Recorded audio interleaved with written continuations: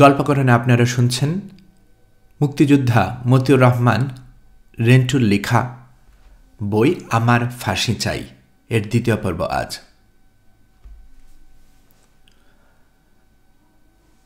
বাঙালি জাতি সশস্ত্র যুদ্ধের মাধ্যমে দেশ স্বাধীন করে ১৯৭২ সালে ১০ই জানুয়ারি বঙ্গবন্ধু শেখ মুজিবুর রহমানকে স্বাধীন দেশে ফিরিয়ে আনল। স্বাধীন দেশে ফিরে এসে বঙ্গবন্ধু শেখ মুজিব, যার সফল নেতৃত্বে বাংলাদেশ স্বাধীন হয়েছে, বিপ্লবী সরকারের প্রধানমন্ত্রী বা মুজিবনগর সরকারের প্রধানমন্ত্রী তাজউদ্দিন আহমেদকে প্রধানমন্ত্রী পদ থেকে সরিয়ে নিজে প্রধানমন্ত্রী হলেন। মুক্তিযোদ্ধাদের কাছ থেকে অস্ত্র জমা নিলেন। মুক্তিযুদ্ধের সময় যে বাঙালি পাকিস্তানি সেনাবাহিনীর অধীনে চাকরি করেছে এবং পরাজিত হয়ে মুক্তিযোদ্ধাদের কাছে আত্মসমর্পণ করেছে, সেই পরাজিত প্রশাসনকে পুনর্জীবিত করলেন এবং দেশ পরিচালনার দায়িত্বে নিয়োজিত করলেন। আর মুক্তিযোদ্ধারা কে কোথায় গেল তার কোনো খবর রাখলেন না। শুধু তাই নয়, ভারত সরকারের কাছে মুক্তিযোদ্ধাদের সম্পূর্ণ সঠিক তালিকা থাকা সত্ত্বেও সেই তালিকা না এনে নানান জনকে দিয়ে নানান রকম মুক্তিযোদ্ধার সার্টিফিকেট বিতরণ করলেন। আমার জানা মতে ওই মুক্তিযোদ্ধা সার্টিফিকেট কোনো প্রকৃত মুক্তিযোদ্ধা তো নেয়নি, বরং যারা রাজাকার ছিল, চরম সুবিধাবাদী মানুষ ছিল, যারা মুক্তিযুদ্ধের ধারে কাছে দিয়েও হাঁটেনি, তারাই ওই সকল মুক্তিযোদ্ধা তালিকাভুক্ত হয়েছে এবং সার্টিফিকেট নিয়েছে। একজন মুক্তিযোদ্ধার জাতির কাছ থেকে কেবল সম্মান ব্যতীত আর কিছু পাওয়ার থাকতে পারে না। মুক্তিযোদ্ধারা জাতির গৌরব। ভারত সরকারের কাছ থেকে মুক্তিযোদ্ধাদের পূর্ণাঙ্গ তালিকা নিয়ে আসার সহজ পন্থা গ্রহণ না করে কেন শেখ মুজিবুর রহমান নানান জনকে দিয়ে নানান রকমের তালিকা আর মুক্তিযুদ্ধের সার্টিফিকেট দিয়ে লেজে গোবরে বেহাল অবস্থা করলেন তা বোধগম্য নয়। মুক্তিযোদ্ধারা থাকবে না, থাকবে দেশ। থাকতে হবে মুক্তিযোদ্ধাদের তালিকা।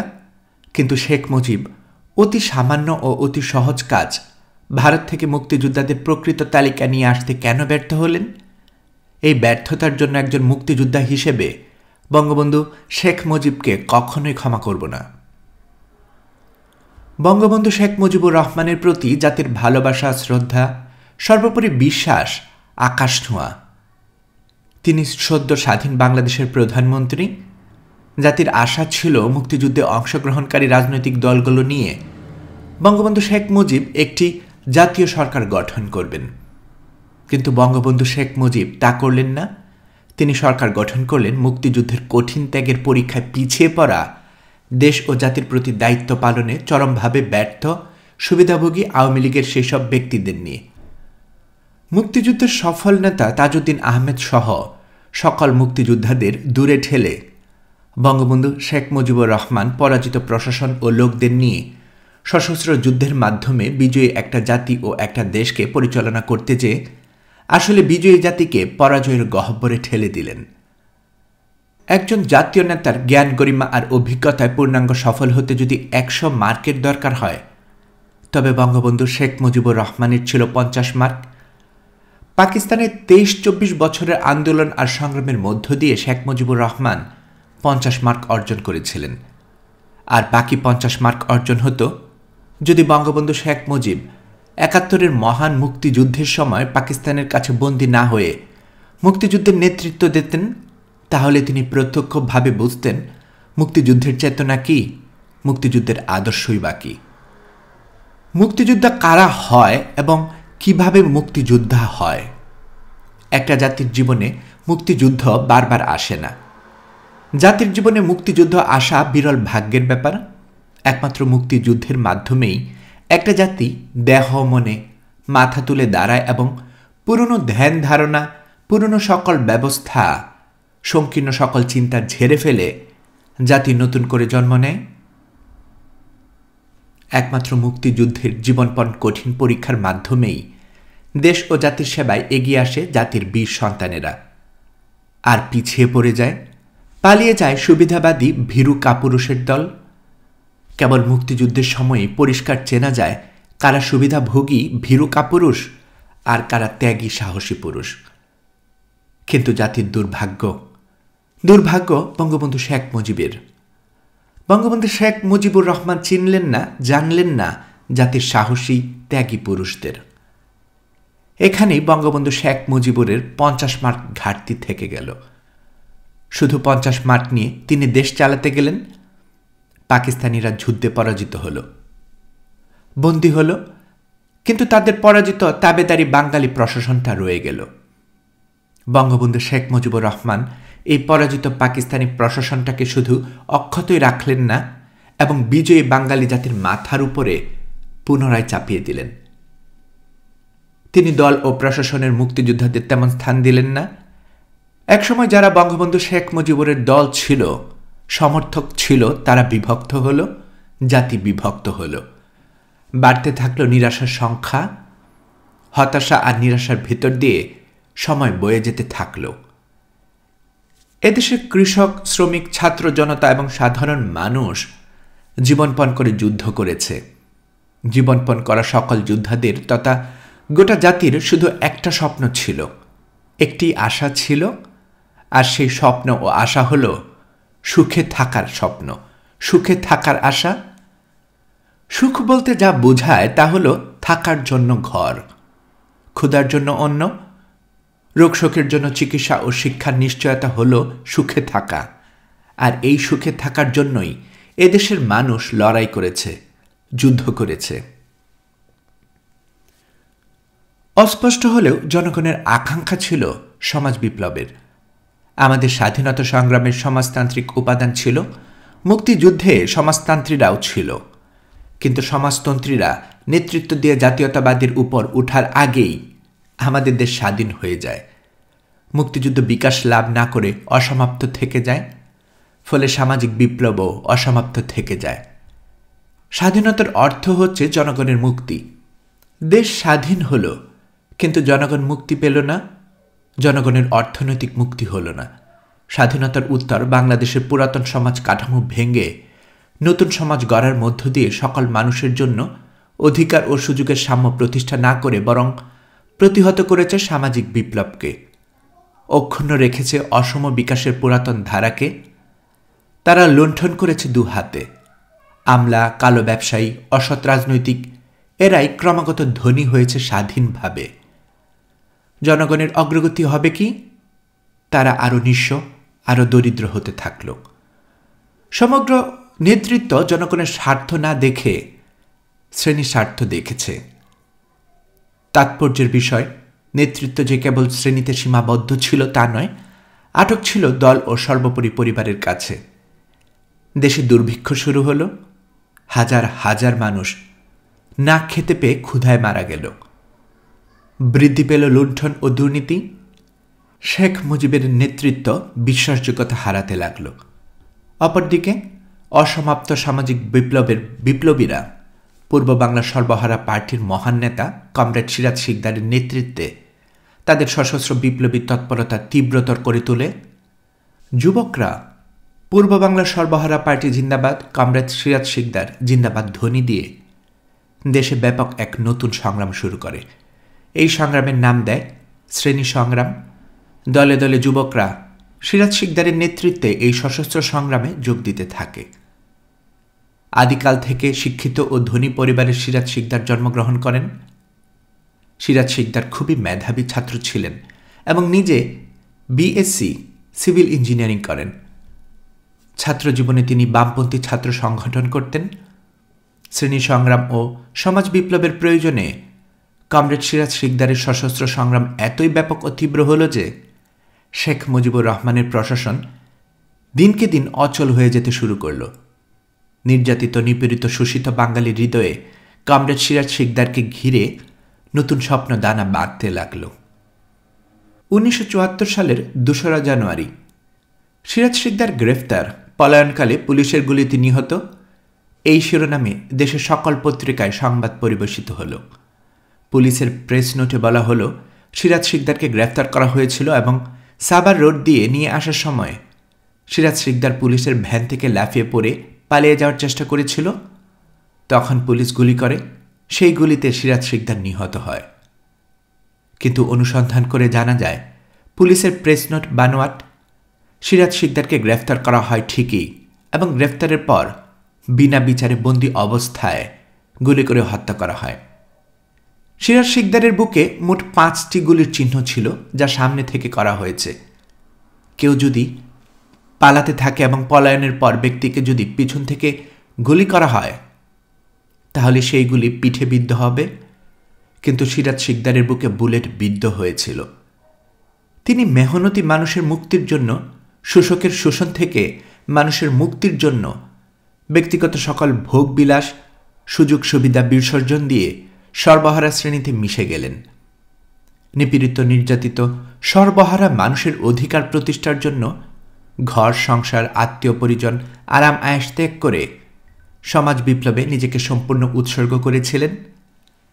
মানুষের জন্য এমন উৎসর্গকৃত প্রাণ কমরেড সিরাজ শিকদারকে বিনা বিচারে বন্দী অবস্থায় নির্মম নিষ্ঠুরভাবে হত্যা করার পর শেখ মুজিবুর রহমান পবিত্র পার্লামেন্টে দাঁড়িয়ে দম্ভের সাথে বললেন,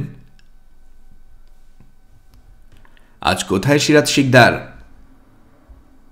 এই ঘটনার পর শেখ মুজিবুরের দেশপ্রেম, মহানুভবতা এবং আইন ও বিচারের প্রতি শ্রদ্ধা প্রশ্নের সম্মুখীন হয়ে পড়ল। মানুষ ভাবতে লাগল, শেখ মুজিব যদি একজন দেশপ্রেমিক হন, একজন বীর হন, একজন মহান নেতা হন, তাহলে কি করে আর একজন দেশপ্রেমিককে, আর একজন বীরকে, আর একজন সর্বস্বত্যাগী মহান নেতাকে বিনা বিচারে বন্দি দশায় গুলি করে হত্যা করতে পারলেন? আবার এই জঘন্য অন্যায় ও কলঙ্কের কথা পবিত্র পার্লামেন্টে দম্ভের সাথে শেখ মুজিব কি করে বলতে পারলেন? 1975 সালে শেখ মুজিবুর রহমান প্রধানমন্ত্রী থেকে রাষ্ট্রপতি হলেন। দেশের সকল রাজনৈতিক দল নিষিদ্ধ ঘোষণা করলেন এবং প্রতিষ্ঠিত করলেন একদলীয় বাকশালী শাসন ব্যবস্থা। শেখ মুজিবুরের বাকশাল ছাড়া কেউ অন্য কোনো দল করতে পারবে না। সরকার নিয়ন্ত্রিত 4টি সংবাদপত্র ছাড়া দেশের অন্য সকল সংবাদপত্র নিষিদ্ধ ঘোষণা করা হল। জাতির বিভক্তি গেল না, আশা নিরাশার মিশ্র প্রতিক্রিয়া বইতে লাগল। 1975 সালের 7 জুন বহু মানুষ, বহু পেশাজীবী সংগঠন বঙ্গবন্ধু শেখ মুজিবুর রহমানকে বাকশাল করার জন্য প্রবল বর্ষণ উপেক্ষা করে অভিবাদন জানাল। সরকারি মালিকানায় নেয়া দৈনিক ইত্তেফাক সহ 4টি পত্রিকা ছাড়া বাকি সকল সংবাদপত্র নিষিদ্ধ। শেখ মুজিবুর রহমান এর নেয়া নতুন একদলীয় রাজনৈতিক, অর্থনৈতিক, প্রশাসনিক ব্যবস্থা সম্পর্কে রাজনীতিবিদ, সাহিত্যিক, সাংবাদিক, সামরিক, বেসামরিক ব্যক্তিসহ দেশের সকল নাগরিকের কিছু বলার সুযোগ থাকল না। সর্বত্র নিস্তব্ধতা।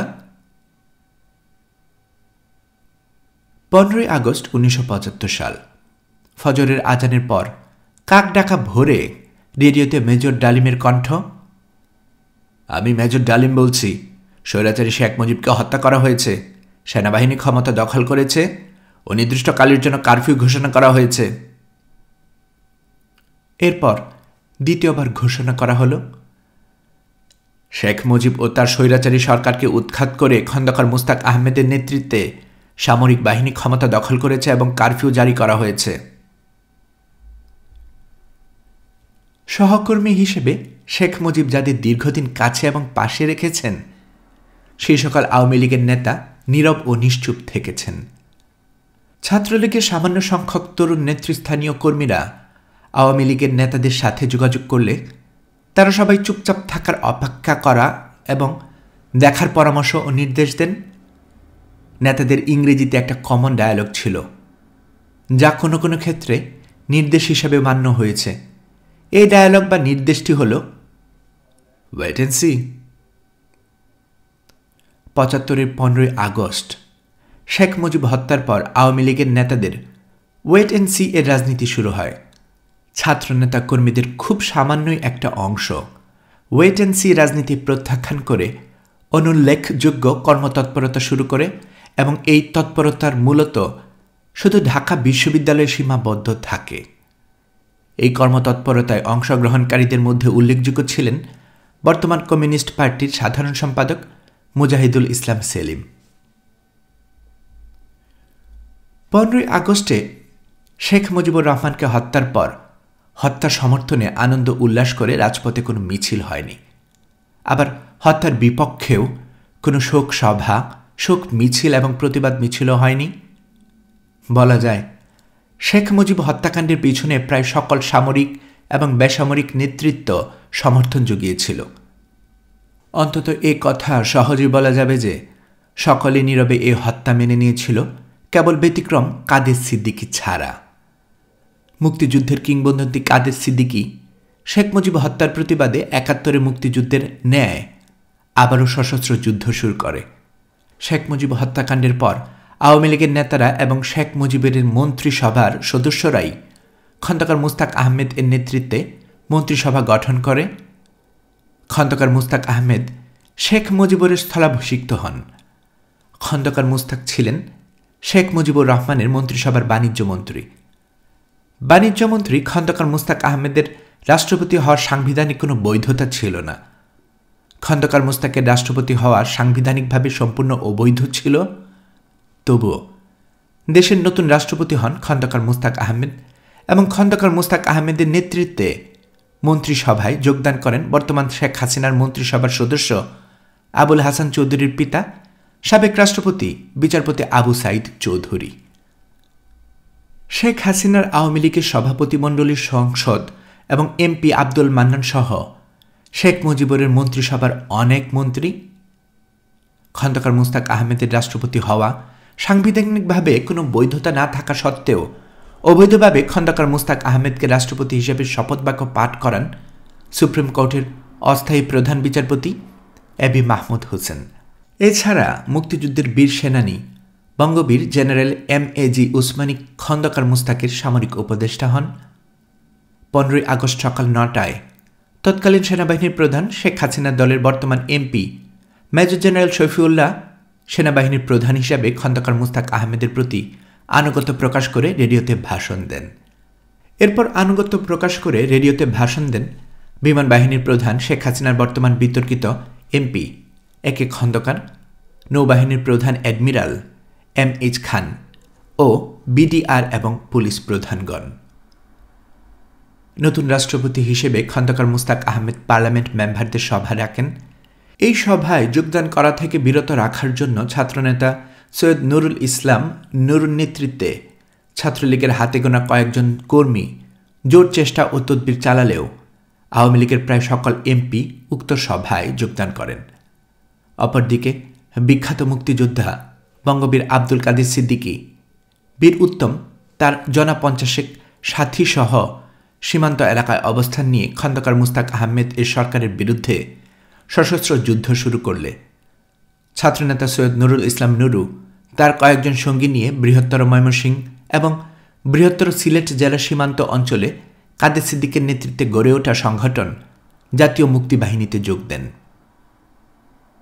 ডাকসুর সাবেক ভিপি মুজাহিদুল ইসলাম সেলিম, ইসমত কাদির গামা, রবিউল আলম চৌধুরী এদের নেতৃত্বে মাত্র শখানেক ছাত্রনেতা ও কর্মী ঢাকা বিশ্ববিদ্যালয়ের রাজনৈতিক কর্মতৎপরতা শুরু করলে ওই কর্মতৎপরতা প্রতিহত করার জন্য জাসদ ছাত্রলীগ প্রবলভাবে সক্রিয় হয়ে ওঠে।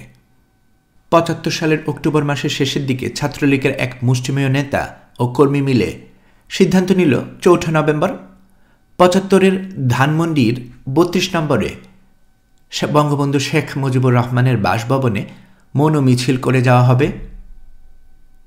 ৪ নভেম্বর মৌন মিছিল সফল করে তোলার জন্য ঢাকা বিশ্ববিদ্যালয় ও ঢাকা শহরের গোপন বৈঠক চলতে লাগল। ২রা নভেম্বর দিবাগত গভীর রাতে অর্থাৎ ৩রা নভেম্বর প্রত্যুষে দেশে দ্বিতীয় সামরিক অভ্যুত্থান হল। ৩রা নভেম্বর সকালে সোভিয়েত রাশিয়ার নির্মিত বোমারু বিমান মিগ-21 আকাশে উড়ল এবং খুবই নিচ দিয়ে ঘন ঘন মহড়া দিতে লাগল। বাংলাদেশ বেতার বা রেডিও, বাংলাদেশ এবং টেলিভিশন সম্প্রচার সারাদিন বন্ধ রইল।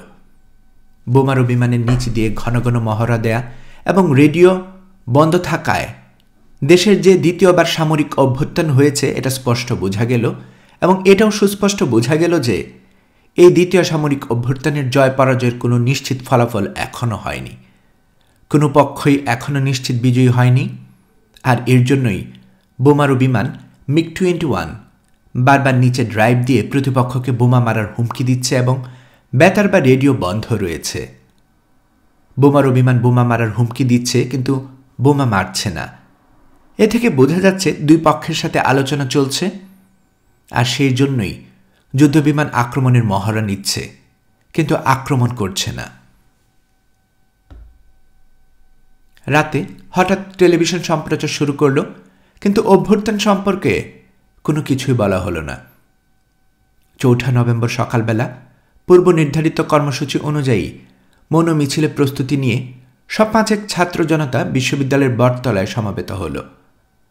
সমবেত ছাত্র জনতা বিচ্ছিন্নভাবে সামরিক অভ্যুত্থান নিয়ে আলোচনা করল। এদের অধিকাংশেরই ধারণা সেনাবাহিনীর নতুন প্রধান মুক্তিযুদ্ধের ঘোষণাকারী মেজর জেনারেল জিয়াউর রহমান অভ্যুত্থান করেছেন। মুক্তিযুদ্ধের ঘোষক হিসেবে সাধারণ মানুষের কাছে জেনারেল জিয়ার একটা পরিচিতি ছিল এবং গ্রহণযোগ্যতা ছিল। তাই অনেকে মনে করেছে জেনারেল জিয়াউর রহমানের নেতৃত্বেই সামরিক অভ্যুত্থান হয়েছে। অবশ্য কেউ কেউ বলল ব্রিগেডিয়ার খালেদ মোশাররফ অভ্যুত্থান করেছেন। অভ্যুত্থানের নেতৃত্ব কে দিয়েছে তা পুরোপুরি নিশ্চিত হওয়া না গেলেও একটা বিষয় নিশ্চিত হওয়া গেছে যে 15ই আগস্টে অভ্যুত্থান করে শেখ মুজিবকে হত্যা যারা করেছে তারা এখন আর ক্ষমতায় নেই এবং তারা দেশ ত্যাগ করেছে। ইতিমধ্যে আরও কয়েকশো লোক সমাবেশে যোগ দিয়েছে। 700-800 লোক মিলে মৌন মিছিল শুরু করল। মৌন মিছিল ধানমন্ডি 32 নম্বর সড়কে বঙ্গবন্ধু শেখ মুজিবুর রহমান এর বাসভবন অভিমুখে যাত্রা করল। পলাশীর মোড়ে পুলিশ প্রথম বাধা দিল। পুলিশ বলছে, মিছিল নিষিদ্ধ, আপনারা মিছিল করবেন না। কে মিছিল নিষিদ্ধ করেছে জিজ্ঞেস করলে পুলিশ কোনো উত্তর দিতে পারেনি। পুলিশ বলেছে, আপনারা একটু অপেক্ষা করুন, আমরা ঊর্ধ্বতন কর্তৃপক্ষের কাছে জেনে নেই। কিন্তু মিছিল থামল না, মিছিল চলতে থাকল। পুলিশও নামকা ওয়াস্তে হালকা পাতলা বাধা দিতে লাগল, কিন্তু প্রকৃত অর্থে পুলিশে বাধা বলতে যা বোঝায় তা পুলিশ মোটেও করেনি। আসলে পুলিশও জানত না কারা এখন দেশের ক্ষমতায় আছে, দেশে কি হচ্ছে, পুলিশের কি করণীয়। পুলিশ অনেকটা কিংকর্তব্য বিমূঢ় ছিল। নিঃশব্দ মৌন মিছিল সায়েন্স ল্যাবরেটরির মোড় পার হয়ে কলাবাগানের দিকে যেতে থাকল। এদিকে পাহারায় থাকা সেনাবাহিনীর 10-12 জন সৈন্য মিছিলের দিকে এগিয়ে এলো। সৈন্যদের মিছিলের দিকে এগিয়ে আসতে দেখে বেশ কিছু মিছিলকারী মিছিল ত্যাগ করে আশেপাশে সরে পড়ল। সৈন্যরা মিছিলের দিকে এগিয়ে এলো ঠিকই, কিন্তু মিছিলে বাধা দান বা সমর্থন কোনো কিছুই করল না। শুধু তাকিয়ে তাকিয়ে দেখতে লাগল। তবে সৈন্যদের তাকানোর ভঙ্গিটা বিরূপ ছিল। তারা বাঁকা চোখেই মিছিলটাকে দেখছে এবং মনে হয়েছে দ্বিতীয় সামরিক অভ্যুত্থান ও সৈন্যদের করণীয় সম্পর্কে তারাও নিশ্চিত নন। মিছিল কলাবাগান অতিক্রম করার পর ব্রিগেডিয়ার খালেদ মোশাররফের মা এবং ছোট ভাই রাশেদ মোশাররফ মিছিলে অংশগ্রহণ করলে ব্রিগেডিয়ার খালেদ মোশাররফের নেতৃত্বে অভ্যুত্থানের বিশেষ বিস্তারিত জানা যায়। এখানেই জানা গেল নতুন সেনাবাহিনী প্রধান মেজর জেনারেল জিয়াউর রহমানকে ব্রিগেডিয়ার খালেদ মোশাররফের অনুগত বাহিনী বন্দী করেছে এবং অনতিবিলম্বে brigadier Khaled Mosharraf major general পদোন্নতি নিয়ে সেনাবাহিনীর প্রধান হচ্ছেন। মিছিল 32 নম্বর ধানমন্ডি বঙ্গবন্ধু ভবনের গেটে গিয়ে বিকেল 3টায় বিশ্ববিদ্যালয়ের জমায়েত ও বিক্ষোভ মিছিলের কর্মসূচি দিয়ে শেষ হয়। দুপুর 1টার দিকে ধানমন্ডি 32 নম্বরে বঙ্গবন্ধু শেখ মুজিবুর রহমান এর ভবনের সামনে থেকে যে যার স্থানে ফিরে যাই। মাত্র আধ ঘন্টা সময়ের মধ্যে দুপুরের আহার শেষ করে পুরান ঢাকা থেকে আবারও ঢাকা বিশ্ববিদ্যালয়ে রওনা হই। বিকেল 3টার আগেই আমরা ডাকসুর ভবনের সামনে উপস্থিত হয়ে দেখি প্রায় 1000 খানেক ছাত্র জনতা ইতিমধ্যেই সমাবেত হয়েছে। আনুষ্ঠানিকভাবে সমাবেশ শুরু হয়নি, কিন্তু বিক্ষিপ্তভাবে সবাই আলোচনা করছিল। এই আলাপ আলোচনার মূল বিষয় ছিল জেলখানায় জাতীয় 4 নেতা হত্যা। গতকাল 3রা নভেম্বর শেখ মুজিব হত্যাকারী জেলখানার অভ্যন্তরে বন্দী অবস্থায় বাংলাদেশের প্রথম প্রধানমন্ত্রী, মুক্তিযুদ্ধের সফল নেতৃত্ব দানকারী জনাব তাজউদ্দিন আহমেদ, প্রথম অস্থায়ী রাষ্ট্রপতি সৈয়দ নজরুল ইসলাম, প্রথম প্রধানমন্ত্রী ক্যাপ্টেন মনসুর আলী এবং শিল্পমন্ত্রী কামরুজ্জামানকে গুলি করে হত্যা করে এবং তারপর তারা দেশ ত্যাগ করে। ডাকসুর সাবেক ভিপি, বর্তমান কমিউনিস্ট পার্টির সাধারণ সম্পাদক মুজাহিদুল ইসলাম সেলিম ইসমত কাদির গামা সংক্ষিপ্ত ও বিক্ষিপ্ত বক্তৃতার পর মিছিল শুরু হল। জেলখানার জাতীয় চার নেতা ও হত্যার খবরে মিছিলের মানুষগুলো কেমন যেন বিমর্ষ হয়ে গেল।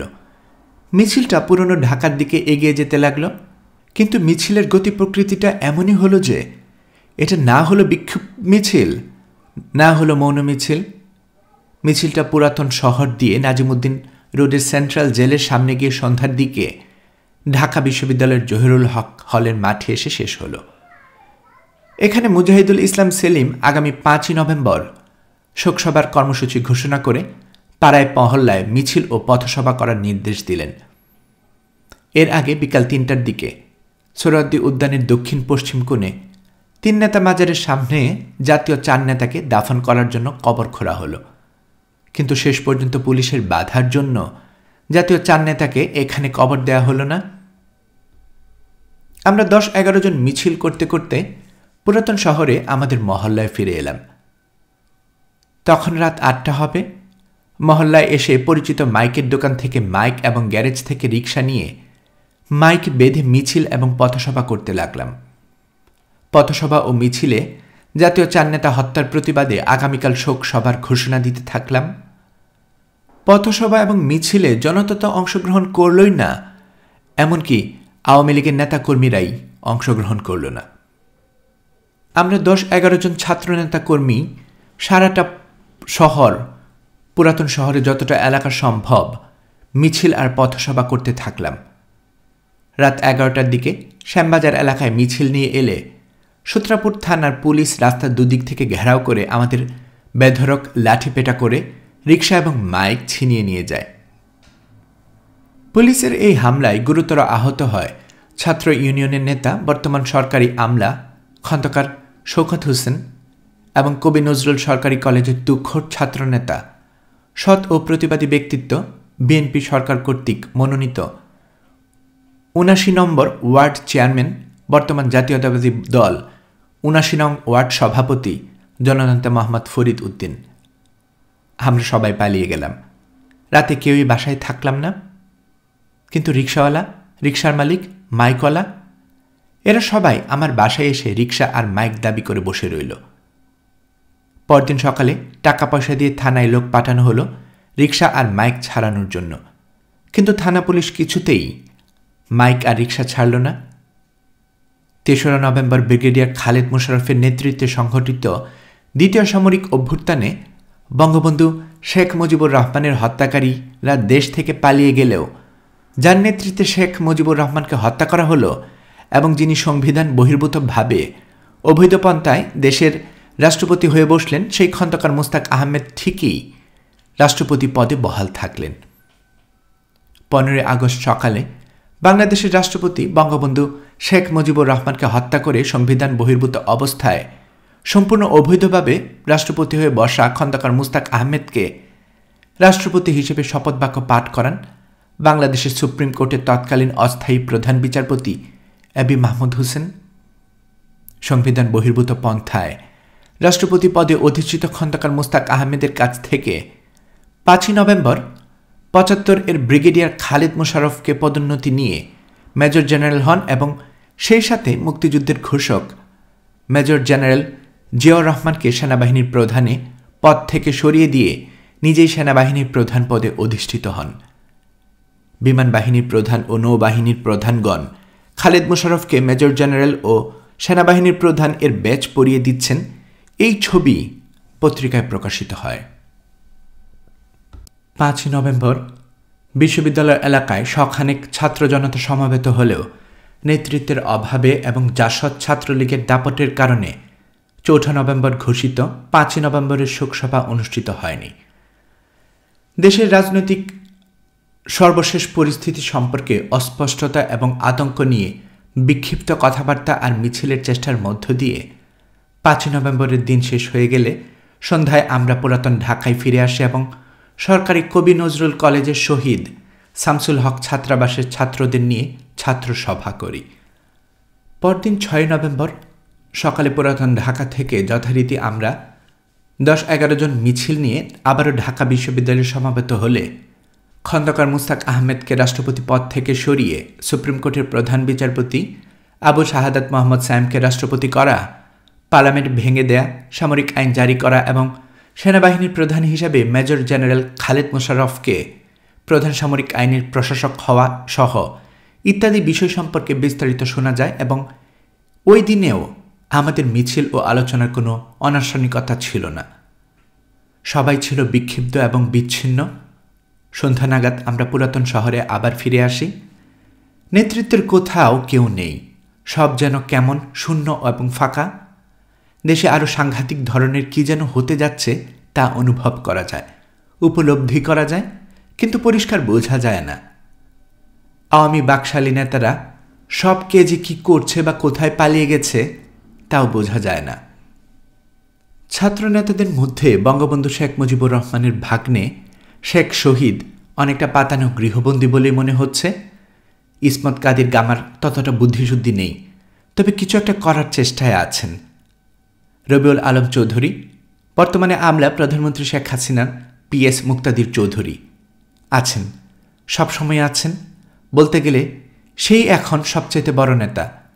ডাকসুর সাবেক ভিপি ছাত্র ইউনিয়ন নেতা মুজাহিদুল ইসলাম সেলিম হলেন কিছু একটা করার চেষ্টাকারীদের মূল নেতা। ছাত্রনেতা সৈয়দ নুরু কাদের সিদ্দিকীর সাথে যোগ দিয়েছেন। আগামীকাল যথারীতি বিশ্ববিদ্যালয়ে যাওয়া ছাড়া আমাদের কোনো কর্মসূচি নেই।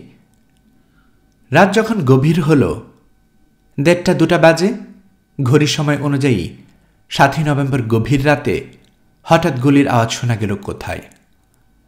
রাত যতই বাড়তে লাগলো, গুলির আওয়াজও ততই বাড়তে লাগলো। গুলির আওয়াজও মনে হতে লাগলো এ যেন 25শে মার্চ 75-এর মতোই এক কালো রাত। 25শে মার্চ 71-এর পাকিস্তানি হানাদার বাহিনী নিরস্ত্র ঘুমন্ত বাঙালিকে নির্বিচারে গুলি করে হত্যা করেছে। কিন্তু আজকের গুলি কারা করছে, কেন করছে, কার বিরুদ্ধে করছে, কিছুই বোঝা যাচ্ছে না। 7 নভেম্বর ভোর হতে না হতেই দেখা গেল সেনাবাহিনীর সিপাহীরা আকাশপানে গুলি করতে করতে রাস্তা দিয়ে পায়ে হেঁটে, গাড়িতে চড়ে যে যেভাবে খুশি ঘরে ফিরছে। আর এই সেনা সিপাহীদের সঙ্গে স্বতঃস্ফূর্তভাবে জনগণের একটা অংশ যোগ দিয়েছে। সিপাহী জনতা রাজপথে মিছিল করছে আর আকাশের দিকে গুলি ছুটছে, স্লোগান দিচ্ছে। সিপাহী জনতার এই মিছিল থেকে নানা ধরনের স্লোগান দিতে শোনা গেল। কোনো মিছিল থেকে স্লোগান আসলো মোশতাক জিয়া জিন্দাবাদ, মুসলিম বাংলা জিন্দাবাদ।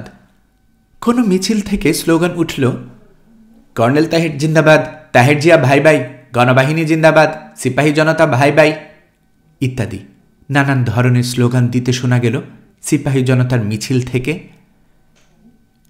এই সিপাহী জনতার সামনে কোনো সুস্পষ্ট লক্ষ্য বা পরিষ্কার কোনো ধারণা যে ছিল না তা বোঝা যাচ্ছিল, এবং এই সিপাহী জনতার বিদ্রোহে কোনো একক নেতৃত্ব বা নিয়ন্ত্রণ যে ছিল না তাও বোঝা যাচ্ছিল।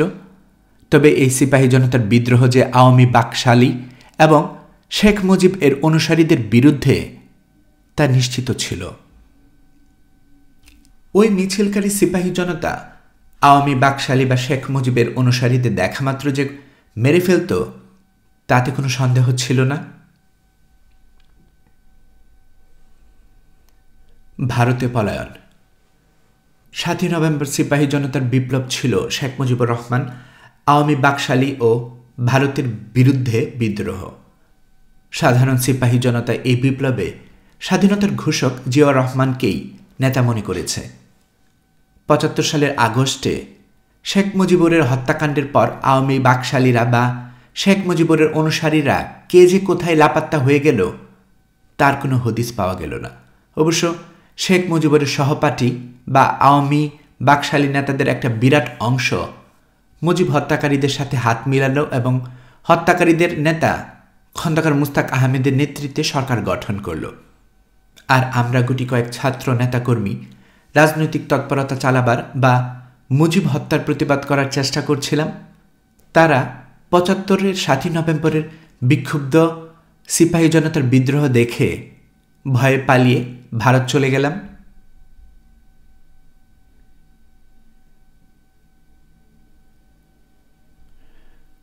যুদ্ধে পরাজয়। 1977 সালের নির্বাচনে ইন্দিরা গান্ধী পরাজিত হলে মোরারজি দেশাই ভারতের প্রধানমন্ত্রী হন। ইন্দিরা গান্ধীর পরাজয় এবং মোরারজি দেশাই ভারতের প্রধানমন্ত্রী হওয়ায় আমরা শঙ্কিত হই। এমনিতেই সারা বিশ্বের আন্তর্জাতিক রাজনৈতিক পরিস্থিতি আমাদের সম্পূর্ণ বিপক্ষে। একমাত্র ইন্দিরা গান্ধী ছাড়া গোটা ভারতের রাজনীতিও ছিল আমাদের বিপক্ষে। আমাদের একমাত্র সমর্থক এবং সাহায্যকারী শ্রীমতী ইন্দিরা গান্ধী এখন ক্ষমতাচ্যুত। সামনের দিন আমাদের ভালো হওয়ার কোনো সম্ভাবনা নেই। ভারতের নতুন প্রধানমন্ত্রী মোরারজি দেশাই প্রথমে আমাদের সকল সাহায্য বন্ধ করে দিলেন। বাংলাদেশের মুক্তিযোদ্ধা রাষ্ট্রপতি জেনারেল জিয়াউর রহমান এবং ভারতের নতুন প্রধানমন্ত্রী মোরারজি দেশাই উভয়ই ছিল আন্তর্জাতিক রাজনীতিতে মার্কিন লোভের লোক। ফলে সম্ভবত মার্কিন যুক্তরাষ্ট্রের কর্মকর্তাদের পরামর্শে ভারত এবং বাংলাদেশ যৌথভাবে আক্রমণ করে আমাদের পরাস্ত করার চুক্তিবদ্ধ হয়। সীমান্ত অঞ্চলে আমাদের দখলে থাকা মুক্তাঞ্চল এবং আমাদের ঘাঁটিগুলোতে বরাবর ভারত ব্যাপক সৈন্য সমাবেশ করে। অপরদিকে বাংলাদেশেও অনুরূপভাবে ব্যাপক সৈন্য সমাবেশ করে।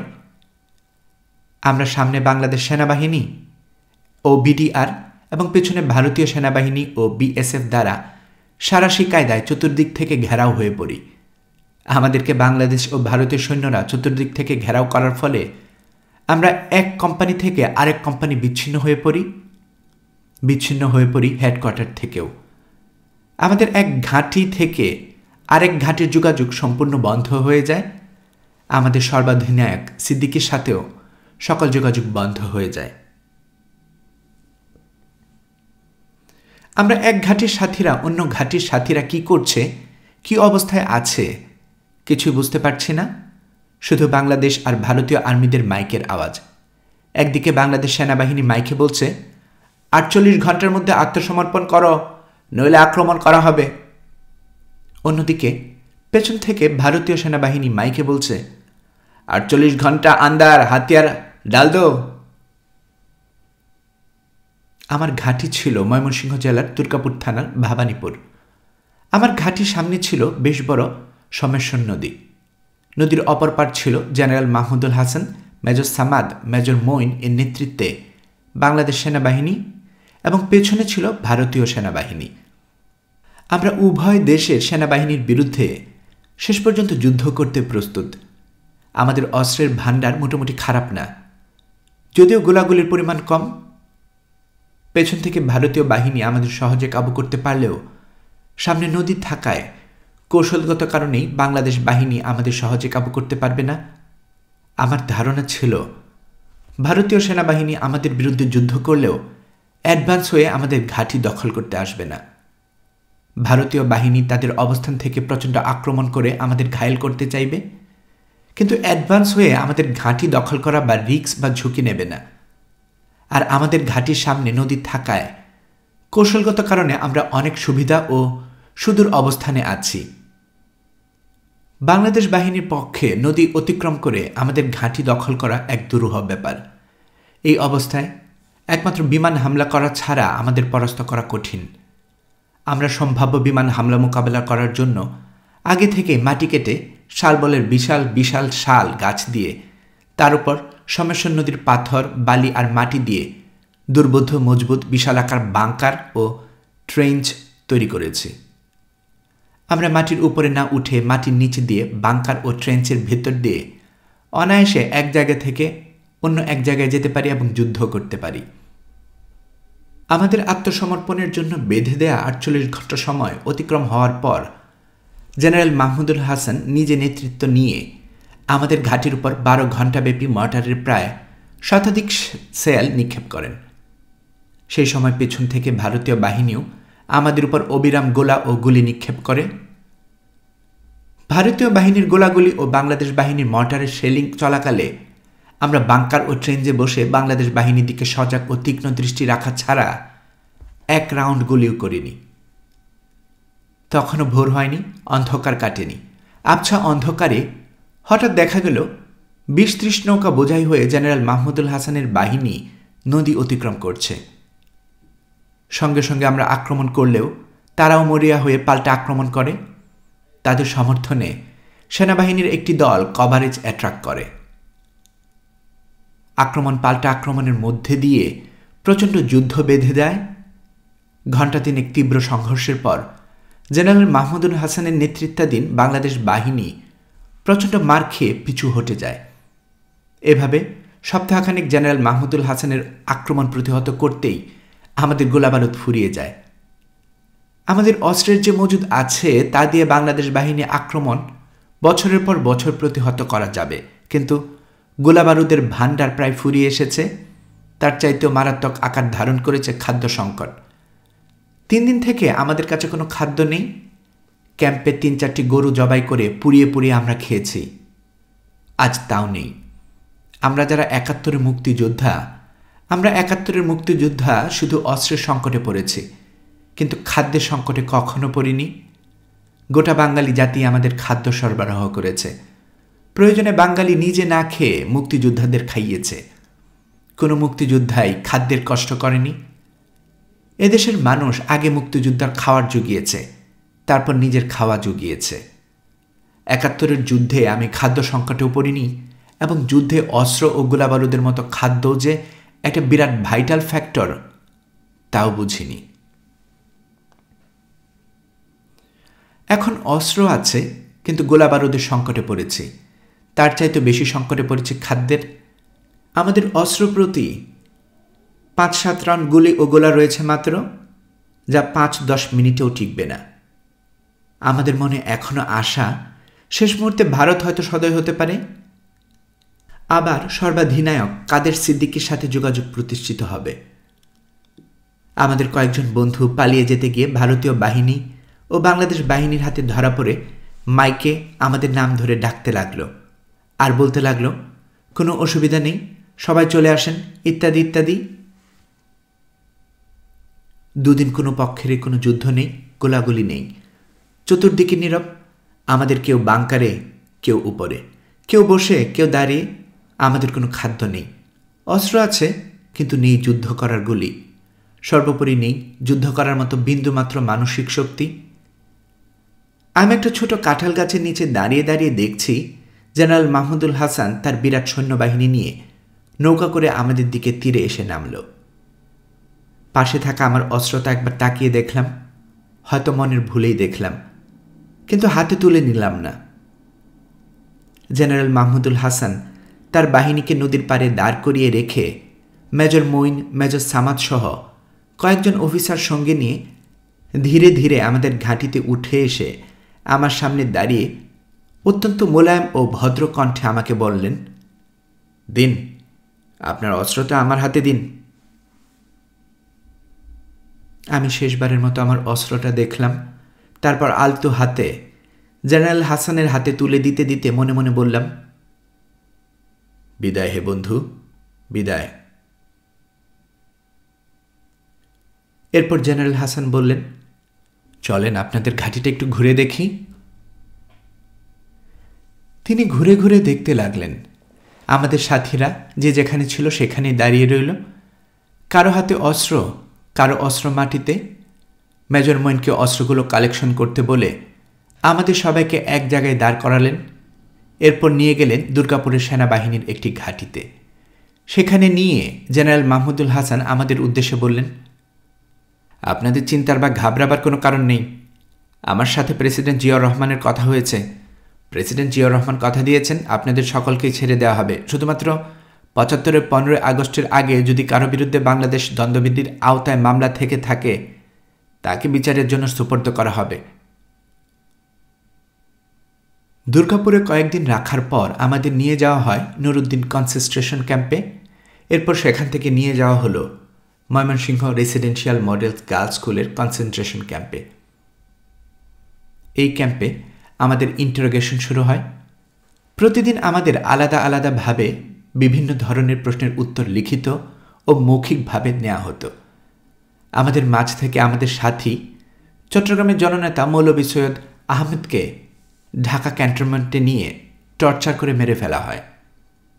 এই সংবাদসহ আমাদের প্রতি ভারতের মোরারজি দেশাই সরকারের বর্বরোচিত অমানবিক অত্যাচারের সংবাদ ভারতীয় সংবাদপত্রে প্রকাশিত হলে কংগ্রেস বিরোধী মোর্চার প্রতিষ্ঠাতা ইন্দিরা গান্ধীর পতনের মূল নায়ক, যার বদৌলতে মোরারজি দেশাই ভারতের প্রধানমন্ত্রী, ভারতের সেই প্রবীণ সর্বদলীয় নেতা জয়প্রকাশ নারায়ণ বিক্ষুব্ধ হয়ে সঙ্গে সঙ্গে মোরারজি দেশাইয়ের পদত্যাগ দাবি করেন।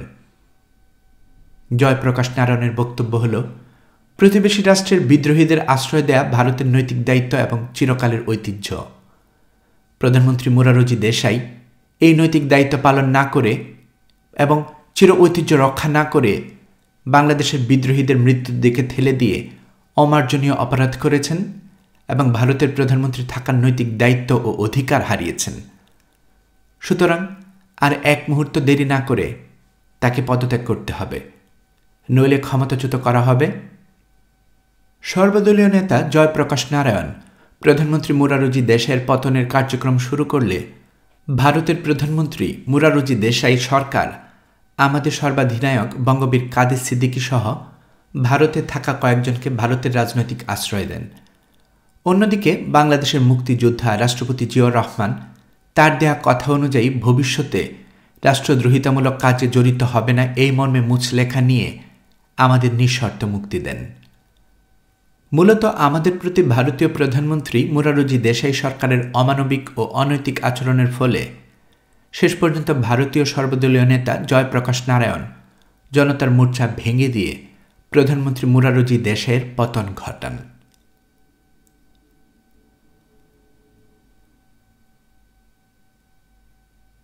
গল্পকরণে এতক্ষণ আপনারা শুনছিলেন আমার ফাঁসি চাই বইটির দ্বিতীয় পর্ব।